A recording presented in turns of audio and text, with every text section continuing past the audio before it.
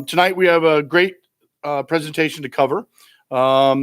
It's been a long time in the making, but it should be definitely very worthwhile everyone's attention. So we have a good crowd here in the room for those that couldn't join us live. Welcome everyone that's on camera tonight, and we look forward to a great interaction session. Before we get going, I'd like to call up the Worshipful Master of Thomas Talbot Lodge, Brother Mike Ward. Good evening. Our presenter tonight is a third-generation family member, Brother Glenn Codd. Their family since the 1940s started in the beekeeping business. And today, with the third generation, they have 30,000 hives, produce 1 million pounds of honey, pollinate blueberries in Maine, apples in New York, cranberries in Cape Cod. They're one of the largest professional beekeepers in the country. So we'll be getting a very good education tonight from Brother Glenn Codd. Thank you for being here. Thank you, Brother Ward. Thought you were going to just, present everything for me, pointing out all my good points. I can see you studied. But do you want to, I don't know if anybody can see that up there. It's warming up. Okay, so I'm going to do a little presentation. As Mike said, I'm a third-generation beekeeper, lifelong Billerica resident. Worked in bees my whole life growing up. Started off just carrying boxes around the bee yard, and then moved up to now I run what we call our Northeast division of our business. Graduated in 2006 with a BS from University of Vermont, and joined the bee business full-time after that, and met my wife at UVM, and we have 3 children, Bristol, Remington, and Colt. So we did start, my grandfather got his first hive in the 1940s, and he, along with his wife, Alice, grew their bee operation, and in the 1958, they actually partnered up with Stuart Cheney, and they started their first business side of it was actually doing apple pollination. Their first account was Westwood Orchard in Harvard's, which is still in business today. Started from 1 hive and it grew to 2,500 by 1986. It was in 1986, my mother and father, Andrew Jr. and Crystal Card, purchased the business with 2,500 hives, and in 1993 was the first time we moved from Florida to Louisiana. So got some old photos of the 1950s. This is actually my father, 1960, holding a frame of bees in the bee yard. Though you can't see him, that's my grandfather, Andrew Sr., inspecting hives. He took a lot of pictures, but wasn't always in them.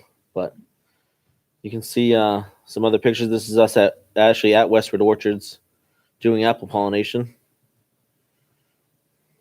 An old style, what they called a boom lift, where you could actually lift the single hives off the ground and place them up on the truck without having to use your hands all the time. Although still back then, it was a lot of hand lifting. And you can see the name of Billerica and Dunstable. That was where Stuart was from, Dunstable. And we were obviously based in Billerica, right here on Pond Street, actually. Right next to Pond and Pond Over. There's that big barn that's there. That was the bee barn. So that was until we actually used that until I think it was mid-90s when we moved out of that building and moved our extraction operation to Western New York at that point. We still kept bees in the area, but that was a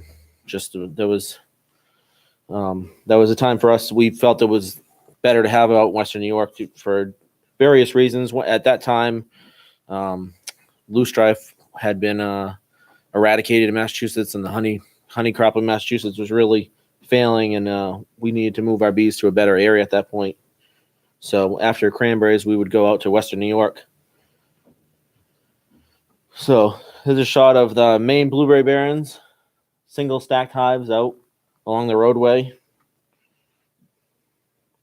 And this is a bee yard in Dunstable. Not exactly what you see in your backyard operation.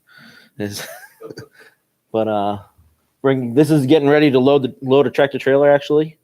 And this is all hand loaded, one at a time, and then they would chain it off and tie off the whole load. And that's most likely going to Maine there. Some overwintered hives. When we used to overwinter up in the Northeast, we wrapped our hives up, and people still do that. That's common practice today, wrapping hives and everything. A shot of hand loading. And there's actually I found out the other day, one of the brothers in the lodge, Bob Nickerson, who's probably in that shot, is a brother here. I saw him the other day, and he said he congratulated me for joining and said that he was reading about it all the time. So 2018, we now operate over 30,000 hives, pollinate apples, blueberries, cranberries, and almonds. We do high bush blueberries in New Jersey and low bush blueberries in Maine. We employ 45 people through 5 different farms. And we produce over 1 million pounds of honey. And we are what I consider, and a lot of people, a self-sustaining farm, meaning we don't need to buy anything to sustain our own bee population. We make our own queens, we make our own bees, and we reproduce our own stuff.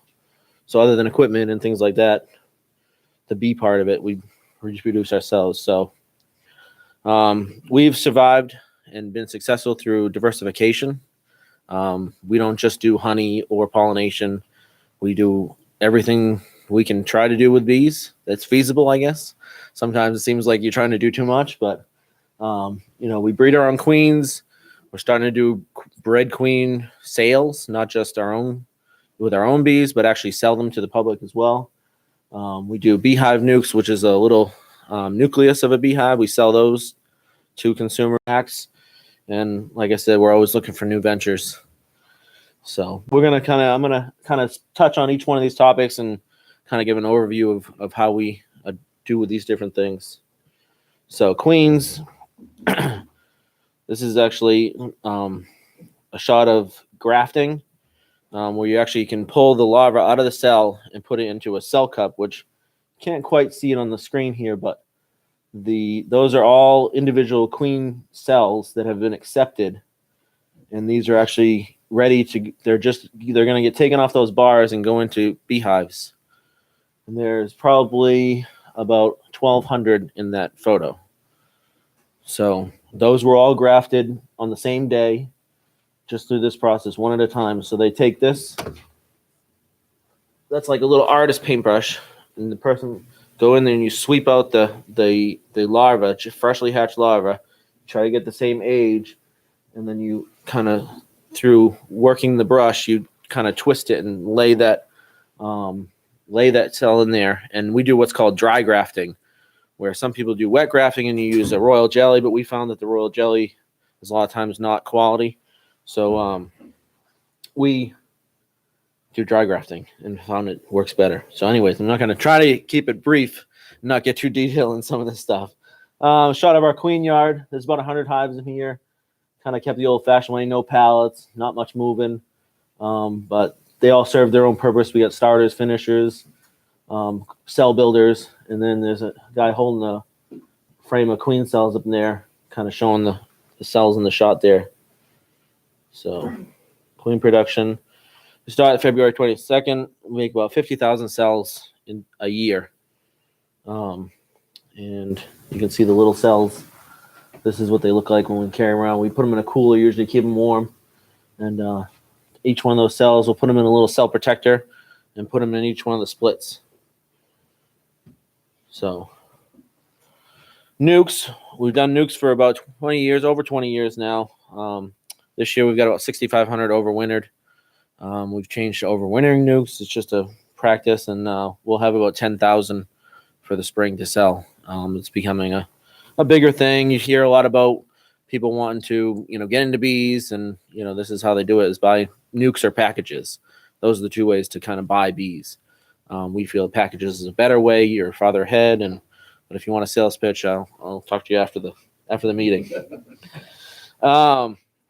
Just another shot. This is a shot of these are little beehives, the little nukes in a field in Louisiana. This is actually at the farm in Bunkie, and they're just kind of building up. We give them a jar of feed because they're kind of weak at that point, so they need a little extra feed in the hive. And that's just a shot of someone holding a nice strong frame. And that nuke is actually ready. That's in Billerica, that shot there. So northeast pollination. Well, actually, this says northeast, but it included California. I threw California in there because I kind of shortened it up. But we send about 12,500 hives to California in end of January, February. That's about 30 tractor trailers. In 21 days, we get them out there. It's quite a push. And then makes Northeast look like a piece of cake, but it's still a lot of work.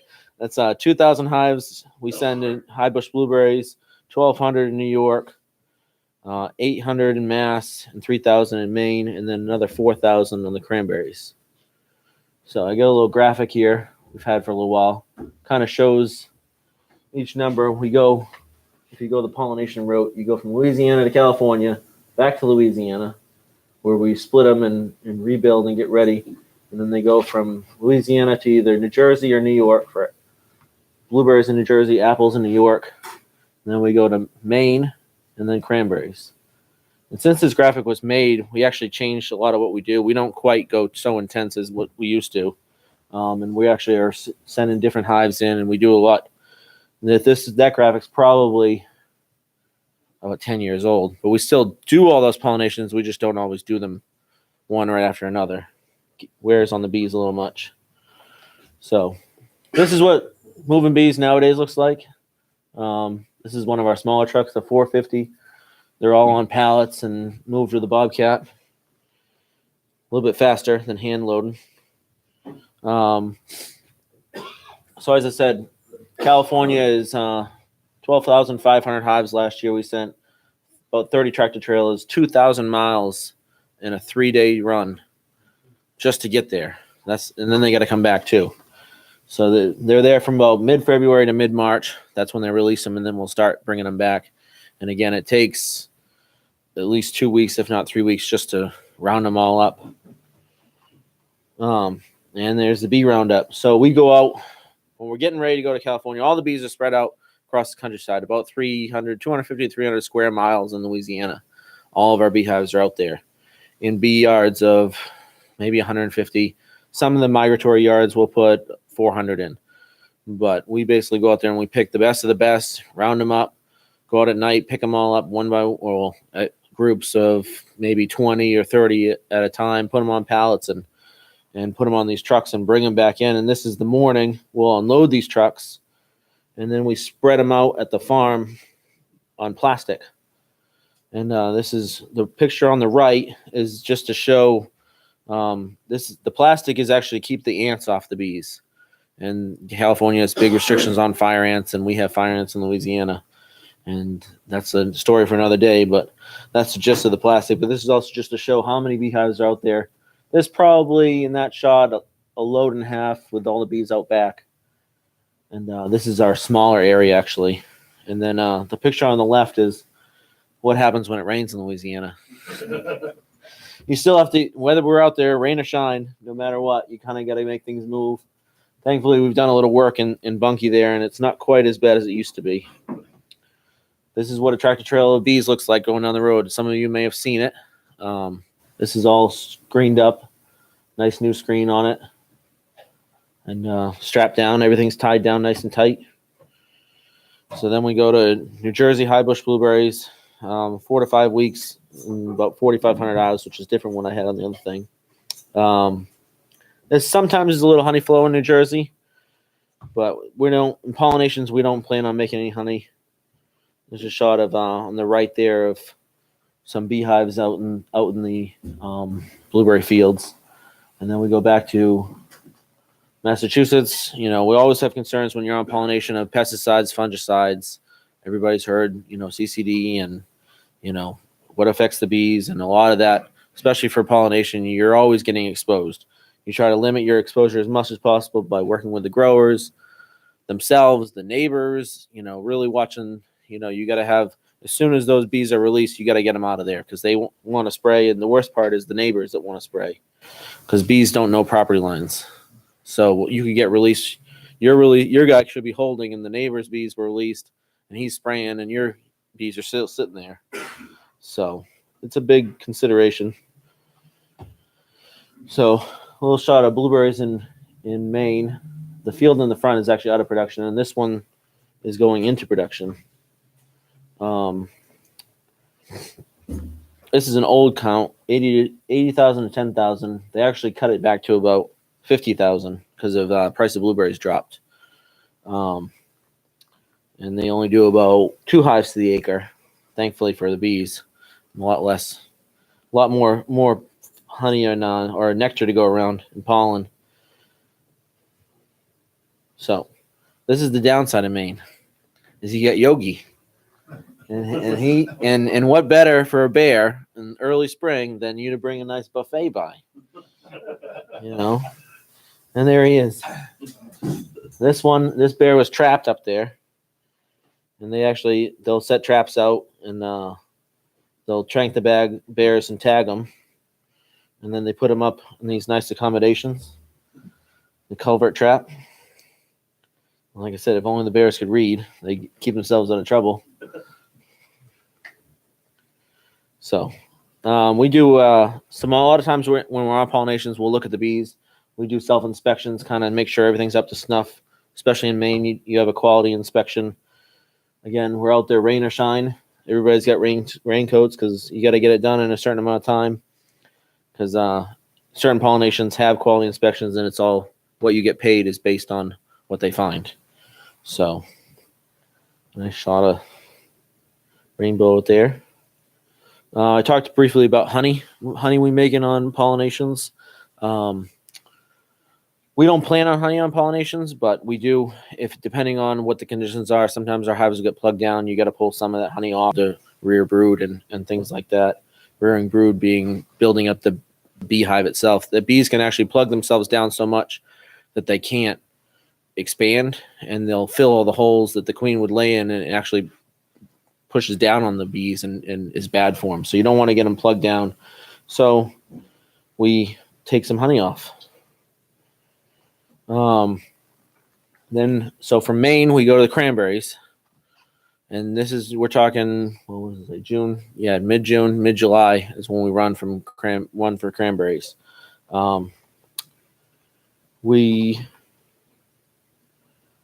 Sorry, I got spaced out for a second.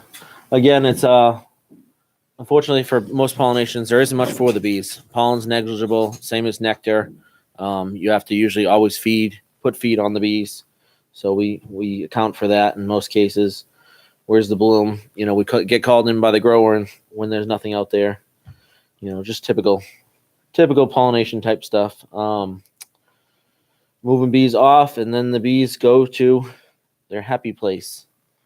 Western New York, Eastern New York, back out to Massachusetts where there's more open fields. And they can then we go through the bees again. We start making honey. We hopefully will add lots of honey supers. Touch on disease and pest control. We do a lot of our own disease and pest control. We have a little lab. We do our own samples and tests for mites. Honey. We produce about over 1 million pounds. Depends on the year. Last year wasn't too good, so knocked our average down. But and we'll sell it anyway. Tankers, jars, down to little honey sticks. So we were originally all commercially based, but in the past 20 years or so, we've moved towards some smaller stuff and try to take the control away from the big packers. This is a shot of our extraction facility. This is the one in New York State.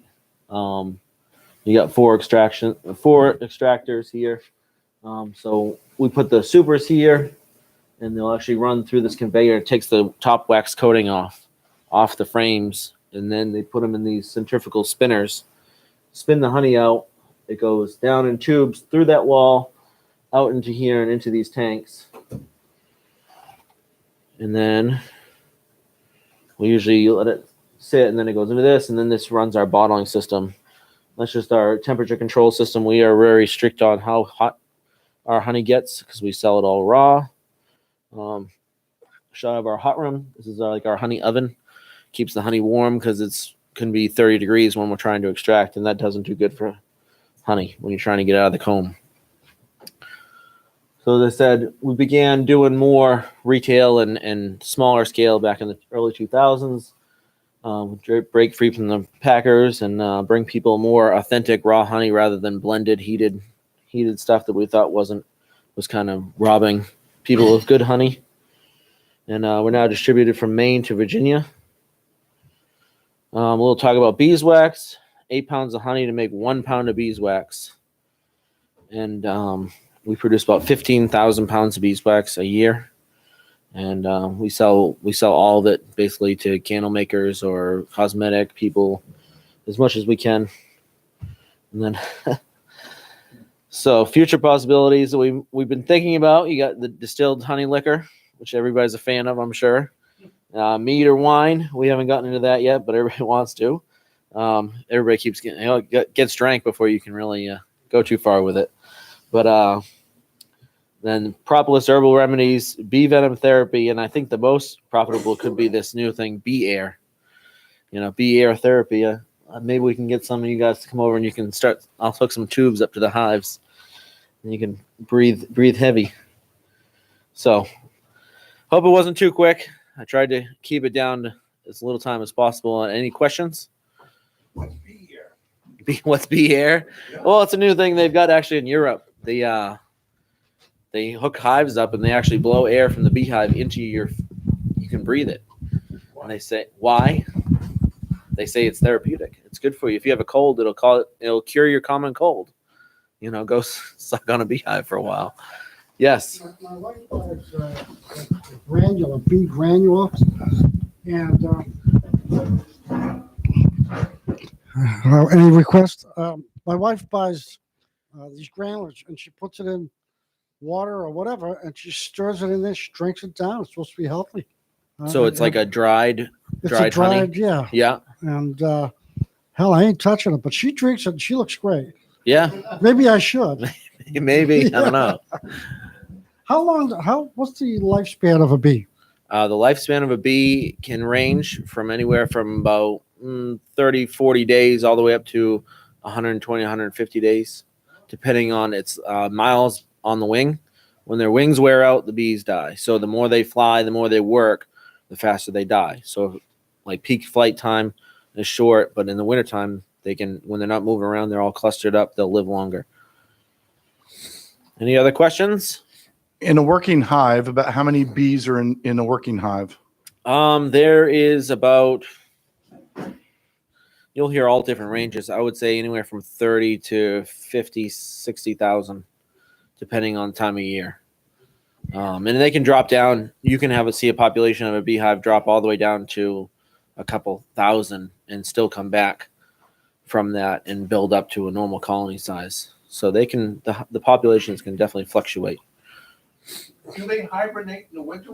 It's 20 degrees out. What happens to the beehive? So when it's 20 degrees out, they'll do what's called cluster, where they jam themselves into the cells and kind of protect any brood that they might have, but they cluster really tight together, and when they eat the honey, it gives off heat, and that's how they stay warm. They'll actually maintain colony temperature of 80 degrees in the middle of winter. And it's not so much they can maintain it in very cold temperatures, and it's actually, most people would think, oh, you need to insulate your hives, but it's actually ventilation that they need more so. One for moisture and just air ventilation. They need to get clean air inside the hive. Last question by me. When they're all loaded on the truck, all the hives are on a truck. Why do they stay there? Do you plug the holes or screen? Well, we do How do all you of our move 'em? moving and everything at night. So all of our moving from the field to where we load the tractor trailers is done at night. And then when the truck is loaded and netted and it's rolling down the road, they just stay kind of with the truck. As long as the truck keeps rolling, they pretty much stay right there. When it gets real hot, they can get hot inside the truck and they'll start to kind of get out on the ends of the hives, and they'll do what's called beard up on the hives. It's not really what you want, but certain conditions that happens. But most of the time they'll stay right there. If you do break down, then it's another story. They'll start flying off and, getting agitated and everything. So, but for the most part, when the bees are going down the road, they're just content staying right in their hive. Really, no plugs or nothing, they're just there. Nope, no plugs. We don't have to plug them. You don't want to plug them because they can overheat, and they'll do what's called meltdown, where they'll get to a certain temperature and they'll try to rush out of the hive and actually jam the entrance of the hive, and then block all the holes, and then they overheat in the hive and do melt down. Essentially, you'll open the hive and they'll all look wet and sweaty, and they basically most of the hive will have died at that point from exhaustion. They'll be throwing up all of it. It's not something you want to see. Do you know how far a bee flies from a hive back and forth? Miles? Oh, there's a debate. I mean, you don't want them flying more than a couple miles, but they say they'll fly up 5 miles. And find their way back. Yep. But they won't find their way back. If your hive was here and you moved it over there, they wouldn't be able to find that. They would come back here To that spot. to this spot and look around. If it moved 10 feet, they wouldn't find Yeah, they probably would if it was 10 feet, but it would disorient them a lot. And if there was more than one, they would go to the other hive, and it causes a lot of problems. So if we ever have to move stuff, we have to move it about a mile away, get it into a different area so they reorient. So bees orient to the sun when they come out and different things around them. So every time they come out of their hive, if they've moved, they'll reorient to the different surroundings around them. What about a cloudy day? They'll do the same. They'll still orient to like trees and different things. And they have a certain program that they do that gets them that. Lee's going to talk a little bit more about that, I think. What's that? Yes, to a certain extent. They will they have guard bees, and they'll kind of stand at the entrance and check who's who, and they have pheromones and everything, so they know who's coming and going. I mean, yeah, there's a lot to it. Yes. I have 2 questions actually. One, can you talk a little bit about the population? A few years ago, there was the scare of the bees population going down. Hopefully, it's coming back. And secondly, I always thought it takes honey to make the wax. The wax is a byproduct of the honey, or do the bees produce it to seal the honey in? I'm curious about that. So that calculation with 8 pounds to 1 pound of honey, that's essentially it takes 8 pounds of eating. They'll eat 8 pounds of honey to make 1 pound of wax. They excrete the wax out of their glands on the abdomen, and only bees of a certain age, they say, do it. And you can actually see it if you can actually see them excrete the wax out of the abdomen, and that's what and then they'll take it and they'll build their comb with it. And the other question, touching on CCD and the bee collapse and everything. So everybody's heard, bees are dying, which bees are dying. Things have changed. You cannot keep a beehive like you used to. No matter what everybody says, things are different. Even in my lifetime, but it's been changing over time. There was tracheal mites, and then there was varroa mites, and there's still those are still heavily affecting the bees. But there's also this new, somewhat unknown, where we have another stressor on the bees, and we can't get a straight answer whether it's pesticide related or pathogen related, or a lot of the pesticide companies, they want to blame it on the mites. Well, we had mites before, but and the mites are killing them, but maybe it's the mites because they're weak from other things. That's a heavily debated topic, but you'll see the populations are on the rise again, but that's also due to the fact that you've got a huge resurgence. As I said, we're selling more and more nukes to small, homeowners, and people are getting back into bees. And so you're seeing somewhat of a resurgence in bee populations that way. As far as the general commercial population, I'm not going to say that it's really in an upward slope. I think it's maintained, if not kind of dipped a little bit over the years. Any other questions? Yeah, can you talk a little bit about the socialization of the hive itself, right? So there's a queen and what she does in the hive versus a worker bee. And is there a king in the hive? The king. And, Yes. what do males in the hive do? Can you talk a little bit about just the Sure. society of the beehive? Yeah. Well, yeah, as Lee said, there's the queen, and she's the biggest, and there's only one of her in the hive. Each one of those hives on a pallet of bees has one queen in it. For every one that's stacked up, it's just one queen there. And then they're all basically 99 or 98% of the rest of the bees are worker bees. They're also female. And the only difference between a female and a queen, or worker bee and a queen, is actually being fed royal jelly when they're developing. And that royal jelly develops them into a queen. And then the other 1% of the bees in the hive is the drones. And they basically serve one purpose: to mate with the queen one time, and then they die. So, and that's if they're lucky enough to actually mate with the queen. So the queen makes one mating flight in her life, and she makes one flight, but she might make multiple times, but she only mates that one time. So I don't know if I'm not even confusing, but she'll go out. She may fly out twice or 3 times, and she'll mate up to 10, 15 times until she is basically ready to go back to the hive, and then she never leaves the hive unless they swarm again. But she stays with that group of bees for the rest of her life, and that's it for her. So I don't know if that answered your question, Lee. Yeah, no, absolutely. Absolutely. And her primary job is to do what within the hive? Well, she's there. Once she's mated, she's the lifeblood of the hive. Without the queen, the hive will die. She needs to lay an egg. She'll lay up to 1,000, 1,200 eggs a day, and during peak season. And if she's a good queen, you can, being a beekeeper, you'll see, you open it up and you'll see a nice even pattern. That's a sign of a good queen. And when she starts to get older, or starts to what we call fail, she'll start to have a spotty pattern where it looks like almost a shotgun. We call it a shotgun pattern, where there'll be a lot of holes in it. And that's a sign that she's starting to fail as a queen, because some of her eggs aren't fertilized. So the workers or they're just not taking. So the workers will go and pull them out, and there'll be different ages in the pattern. So it's just, that's essentially, with no queen, there's no beehive. So the whole thing is to kind of keep those queens alive and make sure you got a nice, young, vibrant queen in there. How did you make the queen again? You make the queen yourself? Yes, we can make queens basically by manipulating natural tendencies of the hive. I didn't get into that part, but you can basically maintain a hive in a quote unquote queenless state, so that they will basically accept those cells that we put in there. So we put those queen cells inside the hive, and we're maintaining a very strong hive with a queen that's down below, and they're trying to actually build what they call swarm cells, and they'll accept those cells, and then we move them into builders.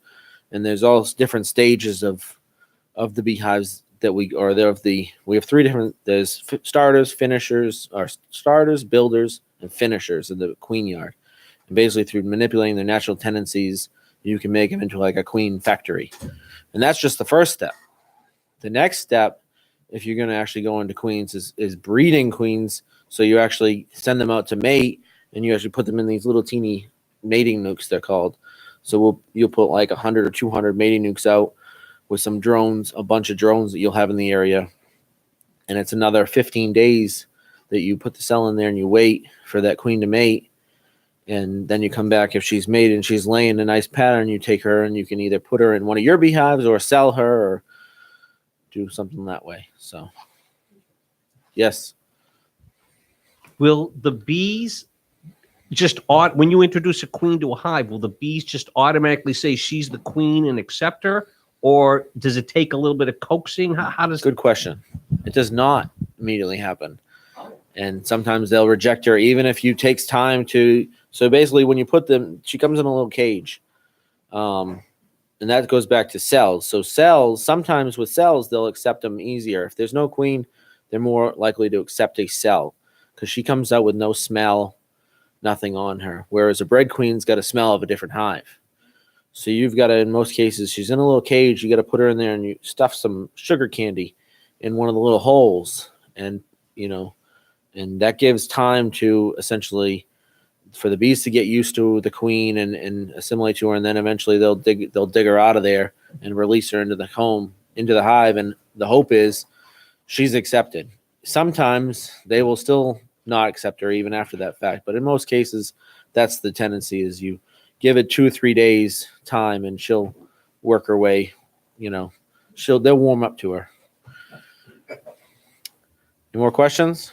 Yes, over here. Over there first. He's closer there. So just as a, person who lives around here and has a garden and that kind of stuff, obviously there are nice bees and there are not so nice bees.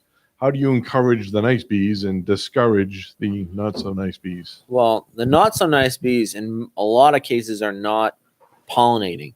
They're actually like your honey, your yellow jackets and hornets, or they're carnivore bees, and they're actually feeding on other bees and other insects and things like that. So, the best way to encourage nice bees is, as far as honeybees goes, is plant, either let the clover grow in your yard or let the dandelions grow or have like what they call a bee garden. Back in the 1950s when my grandfather started, everybody had their victory gardens. And that was big. You had a beehive for your victory garden back then. And that's how a lot of people got into bees. But yeah, so essentially you can plant different things to attract different bees. Most cases, you get your pollinator friendly plants. They'll attract butterflies and honeybees and bumblebees, things like that. You can get real specific with certain ones because honeybees won't pollinate this plant. A lot of certain types of flowers, the honeybee's tongue isn't long enough, but bumblebees are, so it'll attract bumblebees, but not honeybees. So, you had a question. Is the lifespan of a queen the same as the other bees? 30 to 60 days? No, the lifespan of the queen. Well, nowadays, I know queens 3-4 years in the old days. The old days being 20 years ago, maybe.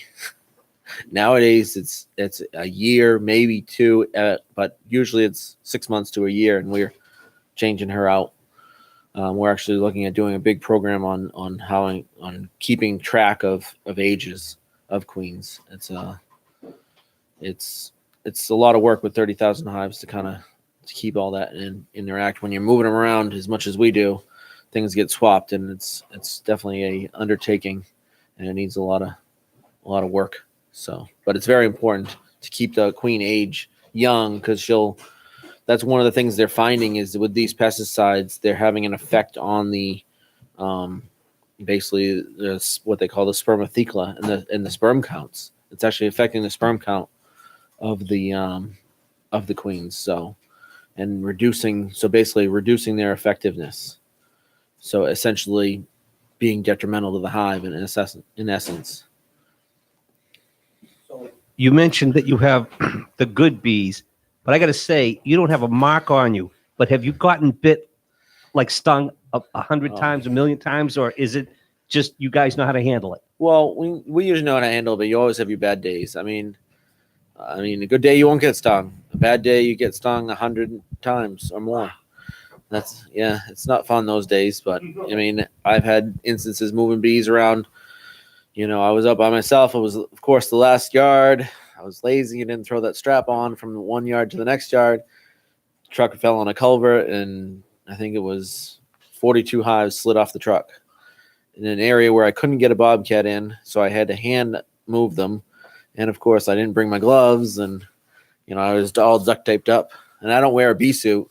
I usually just wear a work shirt, kind of like this, with a t-shirt underneath and blue jeans, and that's all we wear. So I was wearing 3 or 4 work shirts and duct tape around my work gloves, and it was either that or that. It was either that or I walk off and don't come back, and that wasn't an option. So I had to clean it up all on my own. Everybody else was at different places, and needless to say, it was a rough night, but we got through it.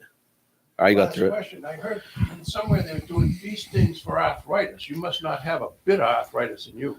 Not yet, no, and I've got a bad habit of cracking my knuckles.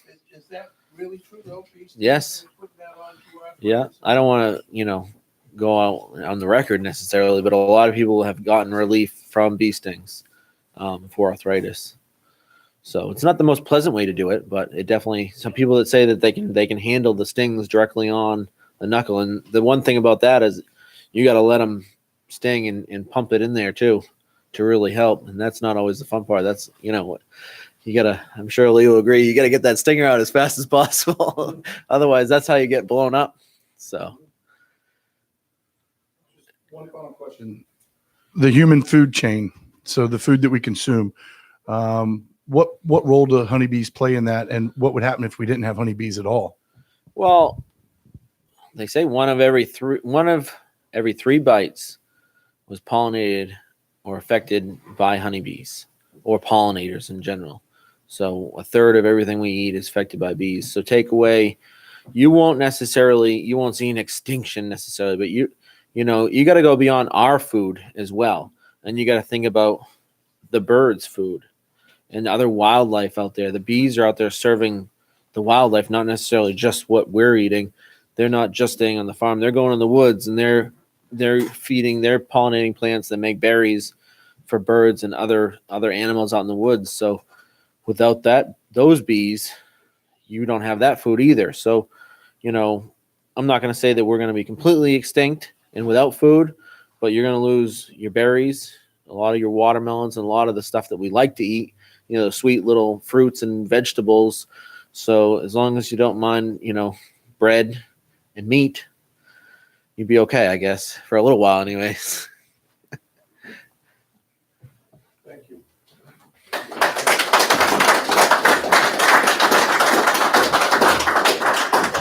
Oh, and then we have Brother Lee Spach here to talk a little bit about the speculative bees and masonry. That was good stuff.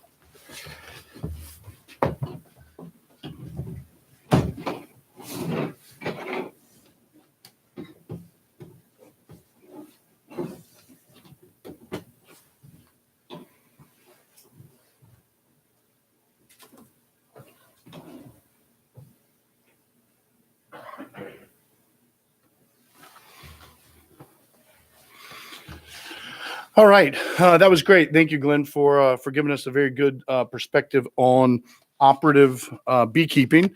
Definitely learned a lot about bees and things associated with that I didn't know, and I think everybody in the room learned quite a bit as well. So now we're going to transition a little bit. We're going to talk a little bit about the speculative beehive and its relationship to Freemasonry, because everyone in this room, we're Freemasons. So let's talk a little bit about that. Brother Albert Mackey, who's probably one of the most notable fact finders of Masonry and has written in the past a lot on Freemasonry symbols.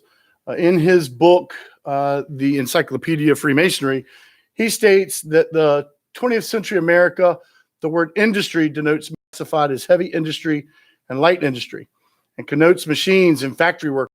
When the beehive is said to be an emblem of industry in our Masonic rituals, it's not used in that sense, right? And this is the key part that I want you to think about, which is the part that's in bold, underlined. Indeed is used with the almost opposite meaning, for it is used in the sense of centuries ago, which was the true sense of the word beehive and what it means in Masonry.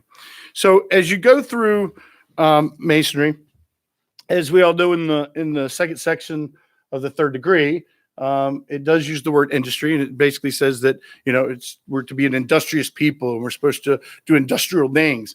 But I think what we do a lot of times in our mind is, as Mackie says, we attach that 20th and 21st century definition of industry as opposed to looking at what was really originally meant by the beehive and the industry of the beehive as opposed in what it means in Masonry. So here you can see, industry is the employment of very large numbers of men at the same place at the same time, conducting vast building enterprises, some of which still mystify modern men. Again, that was another interpretation of what Mackey took when he was writing the encyclopedia.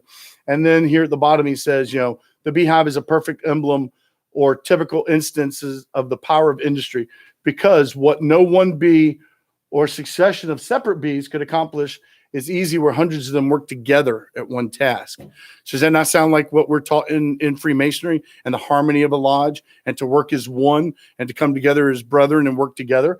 So I think that's kind of what he's trying to say there as he goes through this.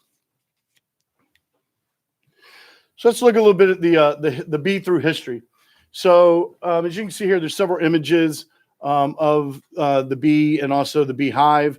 In the upper corner there, you can see the beehive as we see it typically in the Freemasonry literature, which is the beehive in the form of a skep. And the skep is that woven basket that was what bees. It was an Egyptian symbol viewed for royalty and power. Matter of fact, in Egyptian lore, it's believed that Ra, actually a tear from Ra, who was a sun god, from his eye, the tear formed a bee and became a bee. So the bees came from the sun god, which is why in hieroglyphics in Egypt, as you can see in the three pictures kind of there in the middle, it's depicted in several different ways for the actual honeybee and the bee being incorporated into most of it. Among the worshippers of Myrtha, the bee was a special emblem of the soul. So it began to take on a more spiritual belief with the Greeks and how the Greeks viewed it as well, along with the Egyptians. The Greeks viewed the bee in the symbol of being that of immortality. So the symbol of the bee, the honeybee specifically, was immortality. And one of the reasons it was immortality is because, as Glenn said to us operatively, the beehive constantly rebuilds itself, right? If it's following its normal natural cycle, the bee will constantly keep the colony going and growing. Likewise, it also could be said in some of the research that I've done that the bee, when the larva is actually injected into the honeycomb, and as Glenn said, then the nurse bees are feeding the bee, etc., they cap that over at a certain period in time, right, with wax on the outside to protect the bee on the inside. And then once the bee materializes from a larva into a honeybee, she or he chews through it and comes out, right? So it's like a rebirth. So you're rebirthed into a new world. And of course, that is why the Greeks and Egyptians a lot of times would also see it as a symbol of immortality. As you can think about our Masonic rituals and our Masonic learnings, you can see where that would also potentially apply to our beliefs as well, especially in the time of the Stone Age and the Stone Guilds, when they were practicing operative masonry and they were transitioning into more of the speculative masonry, right? Because there's two types of symbols in masonry. There's the operative symbols, and then there's the other symbols. So the operative symbols being square, compass, plumb, level, things you would use to build edifices. On the flip side of that, you've got the sprig of acacia, you've got the arc, you've got the beehive, not necessarily assigned with building anything, right? But they're the other more esoteric symbols that belief is that they came into Freemasonry as part of that speculation time frame when things were starting to change over. So there's a lot of biblical references as well to the honeybee, and specifically, insight and wisdom being the main characteristics that are taken from there. For example, Proverbs 24:13 says, "My son, eat thou honey, because it is good. So shall the knowledge of wisdom be unto thy soul." Right. So they looked at it in the biblical sense even of the honeybee. There's even a chapter out of the Quran, the bee. So even in Islam, there's references to it. And of course, that belief has been carried through all the kings, through the Franks, etc., on up into current times. You can see down here in the bottom, there's an image with honeybees around it. That was actually found in 1643 in one of the Frankish kings' tombs, where they had sewn in 300 honeybees into the garment that the king was wearing. So again, it carried a lot of significance of power, etc., through it. So let's move forward a little bit in time, down to the Clan Sinclair. So the Clan Sinclair, based out of Scotland, was a royal family that took along itself a hereditary connectivity to being Masons and having Masonic secrets, etc. The Clan Sinclair is often connected to the Rosalind Chapel, which I'm sure you've all seen different reports about, the documented, and also the legends of Rosalind Chapel with Freemasonry. So, Rosalind Chapel was built in 1446. The Sinclair family of Rosalind in 1736 have claimed himself the Grand Master of Scotland because he had a hereditary right. Ironically, he gave up that right, but then later in 1739, when the Grand Lodge of Scotland formed, he was re-given that right. And so the Sinclair family continued to have its connectivity to Masonry. What I wanted to draw you to here, though, is on the bottom left-hand side. In 2010, when workers were doing some renovation work on the pinnacles of the Rosalind Chapel, they actually uncovered two beehives that were embedded in the Rosalind Chapel in the pinnacles. And that's what these pictures are. So they took the pinnacles, they were working on them, they opened them up, and they found the honeycomb inside the pinnacles. One of the entranceways was actually a flower that was carved in the pinnacle that you can see in the picture. So the guild masons actually left a hole there for the bees to enter. This hive wasn't ever designed to be used to extract honey from. So there's still a lot of speculation as to, well, why did the stone guild masons put it there when they built the Rosalind Chapel, right? Because it obviously is important. When they finished these renovations in 2015 and they put the pinnacles back on, they opened back up the holes again to both of them, and the bees have returned to these hives and are now living in the pinnacles again on the Rosalind Chapel. Just kind of an interesting connection there as far as what that looks like. And one thing else to consider when you think about the Rosalind Chapel and what potential connectivity it could have to the honeybee and the beehive, the ceiling of the chapel, which is pictured here, is very woven, integral hexagons and other geometric shapes.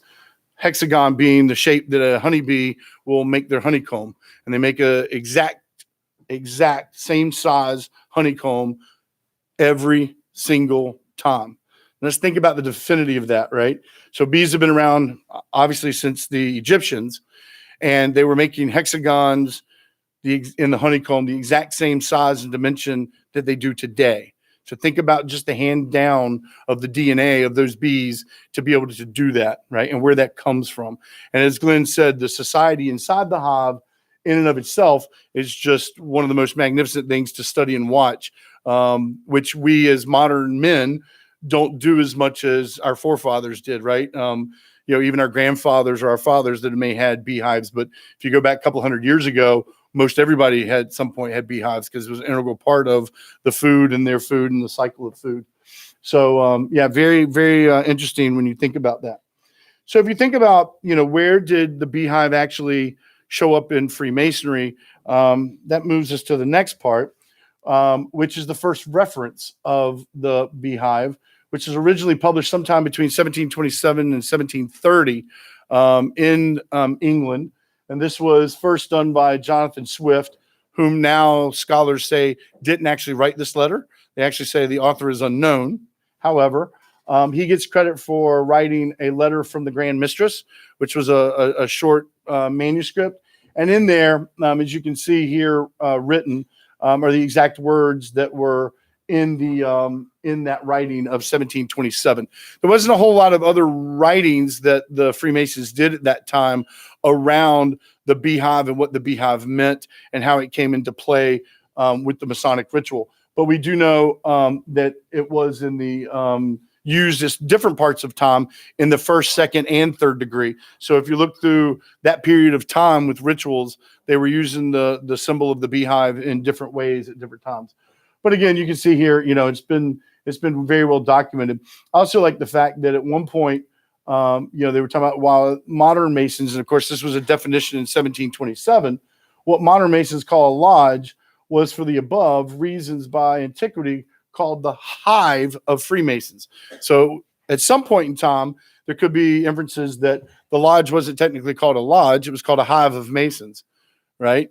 And also he says here that when a lodge was going off and forming another lodge, to this day, again, 1727-ish time frame, that they called it swarming. So you didn't actually go and start a new lodge. You swarmed to go start a new lodge. So in other words, the lodge would get big enough that it would warrant creating another lodge, much like a beehive gets big enough where they say, hey, we need to get another hive. So another connection there through time. So if you look also, Shakespeare, who was a Freemason, in the Henry V play, Act 5, Scene 2, he actually references the honeybee.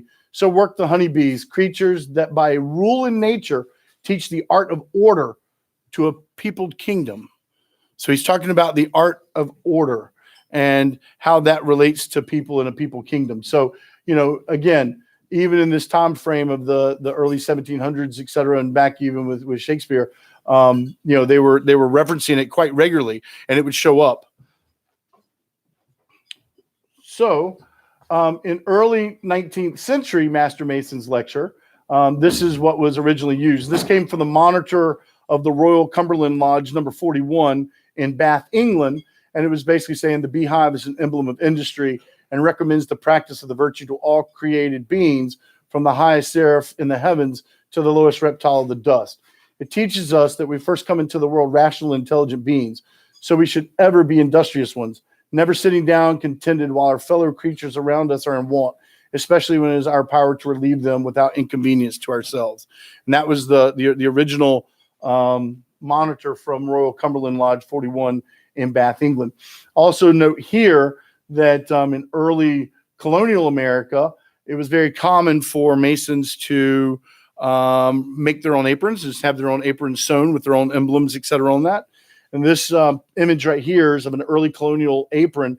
As you can see in the bottom, very predominantly early on, there is the bees and the beehive. So very interesting how it came into our place as well. What is interesting about this 19th period time frame is the fact that there was the Jacobite party which adopted the emblem of the House of Stuart. So when the House of Stuart went to overthrow and take back their perceived throne of England in the mid 1700s, Charles Edward, who was actually a Roman Catholic from the House of Stuart that came out of Italy to come back to claim the throne, they took on their cause the emblem of the bee. So the bee was, again, very prominent in what they were doing and what they were trying to generate as their cause. So again, that could be one potential reason why in the Freemason lodges in the mid 1700s time frame in England, that again, you see the actual beehive come up and actually start to be used quite a bit. What's interesting is the beehive dropped out not too long after his death. So by the early 1800s, the beehive was gone. And in most lodges in the UK today, the beehive is not a symbol or an emblem that they still use in their Masonic teachings. So it's kind of interesting how that could have been connected. So moving along, there is a lot of history as far as the beehive and its predominance. You can see here in the part in the middle, there's a listing of just different relics and antiquity where the beehive is used. I mean, there's an old lodge in the UK where the beehive is on the senior warden's chair, and that lodge dates back, late 1600s, early 1700s. So obviously it played a predominant part. Again, not a whole lot is necessarily known about the beehive in most writings, because not very many early writers of Masonic knowledge wrote about the beehive. I think that's, again, maybe one reason why we don't have such a big influence of it in our lodge today. So with that, again, there's a symbol of it in a chair. This stained glass window is actually from a lodge in Maryland. And then the thermometer over there of the beehive was actually a 75th replica or a 75th trinket that was made for New York. So it was actually used in New York in the early 1900s. So again, you can see here kind of some information about what was going on and where the beehive was used and then when it disappeared. So back to Mackey, right? So Mackey, again, in the encyclopedia, basically says that, medieval Freemasons didn't have the capability to think about machinery and to think about the forms of construction and the forms of industry that we do today.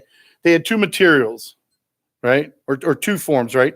They had man and materials. So when they thought about construction and they thought about speculatively thinking, they were looking at things, for symbols to bring in that were items or symbols that they could talk about with construction, et cetera. As we all know, as we've learned from operative beekeeping, the bees do that. The bees are very good at constructing their hives. They're very good at the order of their hives.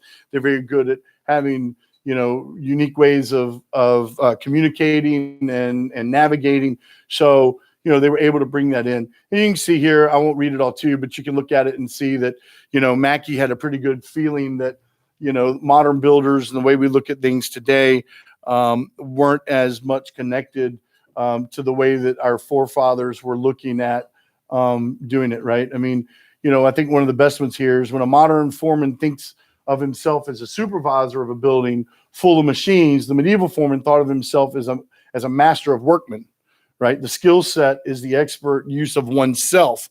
not the expert use of a piece of equipment, etc. So again, think about in Masonic terms how we are supposed to look at the use of ourselves and the use of our lodge and the use of ourselves in the lodge and more broadly just in humanity. So I think that's a lot of what he was trying to say here. So, moving along to the last slide, his final thoughts on it were, the general organization of the lodge is based on the principal forms of work. So are the stations and places of the officers, right? So again, the honeybee throughout history has been known to be an industry perpetuating the society of bees, much like we should be doing the same. And I think down here at the bottom is a very fitting way to close, and it's what Mackey says: a beehive itself is a trifle, a scarcely worth 10 minutes of thought. What it stands for is one of the largest and most important subjects in the world, and up until now, one that was the least understood.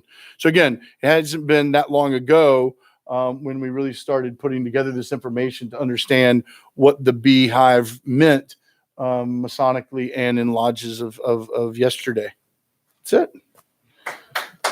Any questions? Excellent. All right. Well, thank you, everybody. Appreciate it. Hope you guys enjoyed the lecture tonight on the Beehive and Operative and Speculative perspective, and we'll see you next time. Thank you very much.